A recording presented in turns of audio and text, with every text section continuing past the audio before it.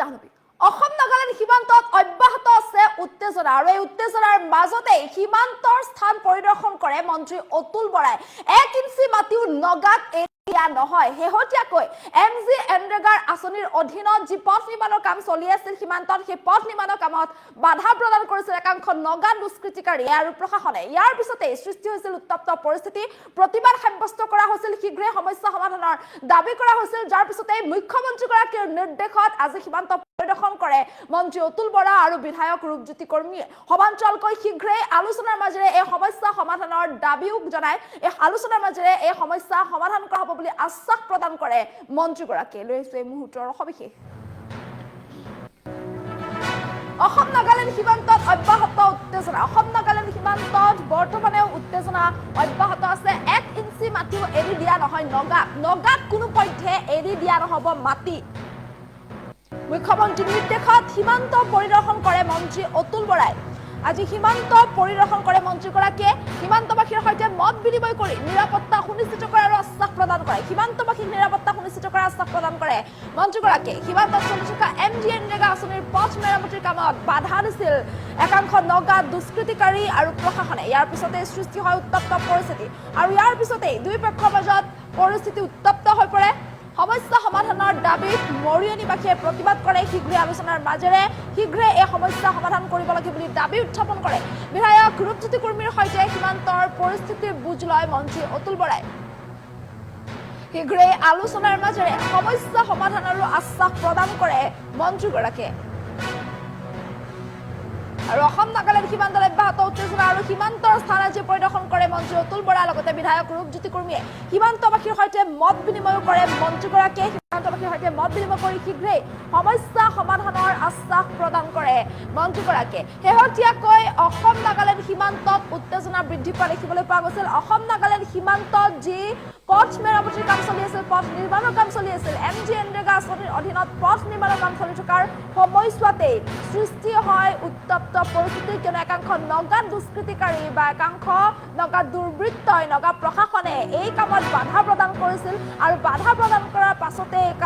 ঘটনাক লৈ উত্তপ্ত পৰিস্থিতিৰ সৃষ্টি হোৱা দেখিবলৈ পোৱা গৈছিল দুই পক্ষৰ মাজত তীব্ৰ বাক বিতণ্ডাৰ সৃষ্টি হৈছিল পৰিস্থিতি উত্তপ্ত হৈ পৰিছিল আৰু ইয়াৰ পাছতেই এই সমগ্ৰ ঘটনাক লৈ প্ৰতিবাদ সাব্যস্ত কৰা হৈছিল মৰিয়নিত প্ৰতিবাদ সাব্যস্ত কৰা হৈছিল যাৰ পিছতে এতিয়া হুকাৰ প্ৰদান কৰা হৈছে যে কোনো কাৰণতে নগাক 1 ইঞ্চি মাটিও এৰি দিয়া নহব আৰু ইয়াৰ পিছতে মুখ্যমন্ত্ৰীগৰাকীৰ নিৰ্দেশত আজি সীমান্ত পৰিদৰ্শন কৰে মন্ত্ৰী অতুল বৰাই শীঘ্ৰেই আলোচনাৰ মাজেৰে সমস্যা সমাধানৰো আশ্বাস প্ৰদান কৰে মন্ত্ৰীগৰাকীয়ে দুই পক্ষৰ আলোচনাৰ মাজেৰে এই যি সমস্যা দীৰ্ঘদিনীয়া যি সমস্যা ভূমিক লৈ দীৰ্ঘদিনীয়া যি সমস্যা এই সমস্যা সমাধান কৰাৰ দিশত আগবাঢ়িছে বুলিও মন্তব্য কৰে মন্ত্ৰী অতুল বৰাই বিধায়ক ৰূপজ্যোতি কৰ্মীৰ সৈতে জিলা প্ৰশাসনৰ উপস্থিতিত এনেদৰে সীমান্ত পৰিদৰ্শন কৰে মন্ত্ৰীগৰাকীয়ে কোনো পধ্যে নগাক এৰি দিয়া নহব মাটি শীঘ্ৰেই আলোচনাৰ মাজেৰে এই সকলোবোৰ সমস্যা সমাধান কৰা হ'ব যিহেতু অসম নাগালেণ্ড সীমান্তত প্ৰায়ে এনেধৰণৰ উত্তেজনা অব্যাহত থকা দেখিবলৈ পোৱা যায় আৰু ইয়াৰ মাজতে শেহতীয়াকৈ এইদৰে এমজি এনৰেগা আঁচনিৰ অধীনত পথ নিৰ্মাণৰ কামত যি বাধা প্ৰদান কৰিছিল নগা দুৰ্বৃত্তই সেই বাধা প্ৰদানৰ পাছতো পৰিস্থিতি উত্তপ্ত হৈ পৰা দেখিবলৈ পোৱা গৈছিল যাৰ পিছতে এতিয়া এনেদৰে সীমান্ত পৰিদৰ্শন কৰি মুখ্যমন্ত্ৰীগৰাকীৰ নিৰ্দেশত সীমান্ত পৰিদৰ্শন কৰি সীমান্তবাসীৰ সৈতে মত বিনিময় কৰে আৰু সীমান্তবাসীৰ সৈতে মত বিনিময় কৰা সমান্তৰালকৈ শীঘ্ৰেই সমস্যা সমাধানৰো আশ্বাস প্ৰদান কৰে মন্ত্ৰীগৰাকীয়ে মন্ত্ৰীগৰাকীৰ মন্তব্য আছে মন্তব্য শুনাবলৈ চেষ্টা কৰিছে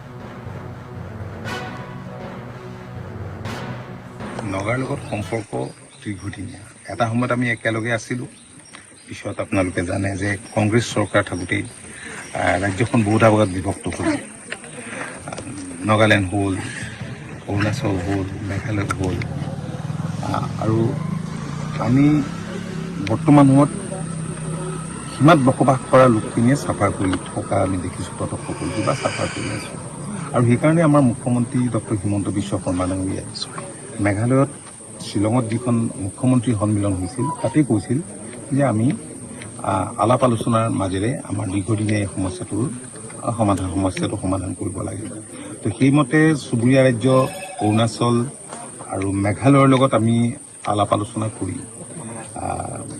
এই সমস্যাটো সমাধানৰ দিশত দ্ৰুতগতিত অগ্ৰসৰ হৈছোঁ। তাত ৰিজনেল কমিটি ফৰ্ম কৰা হৈছে, জইণ্ট ভিজিট দিয়া হৈছে, ৰিপৰ্ট দিয়া হৈছে, তাৰ পৰা মুখ্যমন্ত্ৰী পৰ্যায়ত আলোচনা হৈছে, মন্ত্ৰী পৰ্যায়ত আলোচনা হৈছে। কিন্তু এনেধৰণে আমি আগবাঢ়িব পৰা নাই নাগালেণ্ডৰ লগত, কাৰণ আপোনালোকে জানে যে এই বিষয়টোক লৈ এই বিষয়টো কোৰ্টত আদালতৰ মজিয়াত আছে। তথাপি সময়ে সময়ে আলোচনা হৈছে। আপুনি কোৱাৰ দৰে আমাৰ চৰকাৰ 2016 চনত গঠন হোৱাৰ পাছত ইয়াত সৃষ্টি হোৱা এটা সমস্যাৰ বাবেই এক আলোচনা হৈছিল চৰকাৰী পৰ্যায়ত। এইটো প্ৰশাসনীয় পৰ্যায়তো হৈছিল আৰু পলিটিকেল লেভেলতো হৈছিল। সেই সময়ত মই মিজোৰামত থকা অৱস্থাতে হৈছিল আলোচনাটো। ৰিপ্ৰেজেণ্ট কৰিছিল অসম চৰকাৰক আমাৰ সন্মানীয় সতীৰ্থ মন্ত্ৰী ডক্টৰ ৰণোজ পেগু ডাঙৰীয়াই। এতিয়া ইয়াত আমাৰ স্থানীয় বিধায়কগৰাকীও আছে, স্থানীয় ৰাইজো আছে। তেখেতসকলে কৈছে যে যেনেধৰণে এগ্ৰিমেণ্ট হৈছিল সেই এগ্ৰিমেণ্টটো তেখেতসকলে কৈছে ভংগ হৈছে। আকৌ এতিয়া নাগালেণ্ডৰ প্ৰশাসনৰ যিগৰাকী কৈছে এইটো নহয়, সেই বিষয়টো মই ভাবোঁ যে পুনৰ আলোচনাৰ প্ৰয়োজন আছে, প্ৰশাসনীয় লেভেলতেই হওক বা পলিটিকেল লেভেলতেই হওক। কাৰণ ঠিক আছে, আদালতে দি সিদ্ধান্ত লয় সেইটো এটা সুকীয়া কথা, কিন্তু যদি আমাৰ মাজত এনেধৰণে সংঘাত হৈ থাকে তেতিয়াহ'লে